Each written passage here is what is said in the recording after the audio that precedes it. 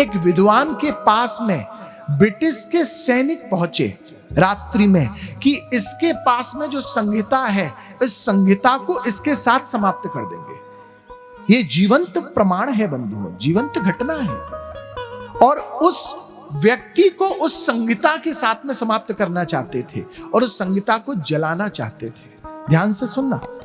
और जब ब्रिटिश के सैनिक पहुंचे, जब हमारा जो देश था ब्रिटिश के आवेश में था, परितंत्र था, जब ब्रिटिश ने हमारे देश पर कब्जा कर रखा था, तो उस रात्रि में उस विद्वान के पास में, उस ब्राह्मण के पास में पहुंचे। और जैसे ही पहुंचे तो उस संहिता को समाप्त करने का प्रयास उन्होंने किस रूप में किया? बोले उस ब्राह्मण, उस ज्ञानी के, उस विद्वान के स्थान को चारों तरफ से घेर लिया। तो उस विद्वान का एक सुपुत्र था। जैसे ही उसको ये ज्ञात हुआ कि हमारी संहिता को कोई समाप्त करने वाला है, तो उस समय पर जो विदुषी हुआ करते थे, जो ज्ञानी हुआ करते थे, वो अपने प्राणों की रक्षा नहीं करते थे।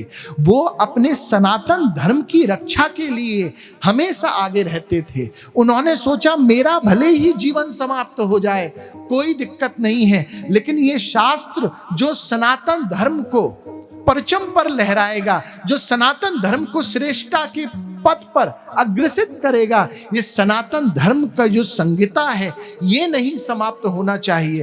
तो उस ज्ञानी ने 10,000 मंत्र अपने पुत्र को राती रात में याद करा दिए। 10,000 मंत्र, 10,000। और उस 10,000 मंत्र को याद रात 12 घंटे में, पहले ज्ञानियों की पहले जितने भी लोग हुआ करते थे, आप उनकी स्मृति देखें कितनी तीव्र हुआ करती थी। क्योंकि पहले हमारे ऊपर यंत्रों का प्रभाव बहुत कम था। अब हमारे ऊपर यंत्र का प्रभाव अति तीव्र होने लगा। और जब हम यंत्र के प्रति आकर्षित हो गए, जब हम यंत्रों के प्रति समर्पित हो गए ना, तो हमारी स्मृति भी फिर धीरे धीरे खत्म होने लगी।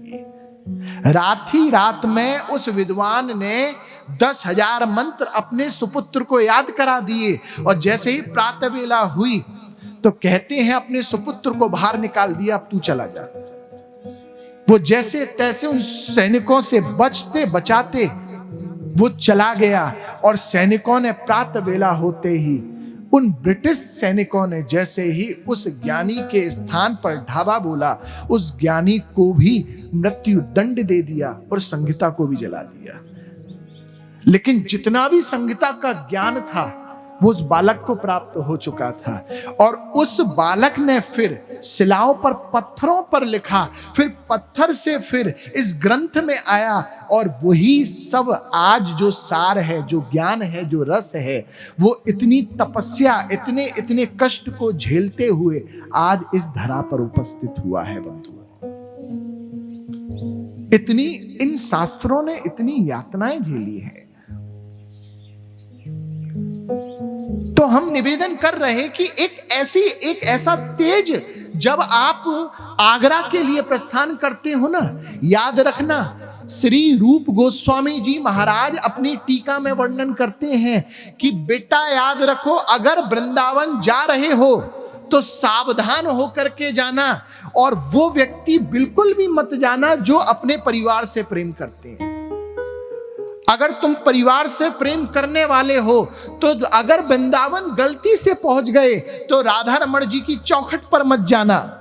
अगर वहां पर भी गलती से चले गए तो देखो राधा रमण जी के सामने खड़े मत होना। और वहां पर भी खड़े हो गए तो बस आखिरी निवेदन कर रहा हूं, एक झलक भर के श्री राधा रमण लाल को मत देखना। क्योंकि जिस दिन राधा रमण लाल के नैनों से नैन मिल गए, वो परिवार तो छूट जाएगा। आप बेमोल के ब्रज के श्री राधा रमण लाल के दासानुदास हो जाओगे, दासानुदास हो जाओगे। क्योंकि वृंदावन और वृंदावन के जो निधियां हैं वो अपनी ओर खींचती हैं आपको।